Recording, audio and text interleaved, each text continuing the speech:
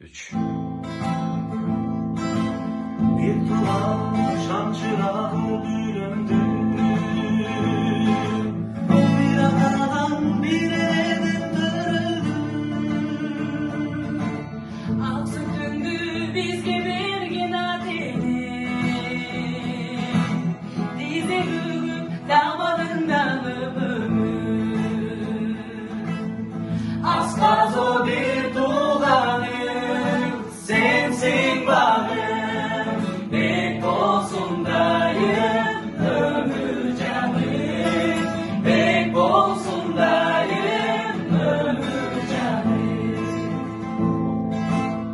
Bir tuğlanın darabındın damını. Tündüğünden gündü yağı carığı. Kayda var bakanı ömür geçirme. Silemin cüründüm carımı. Asla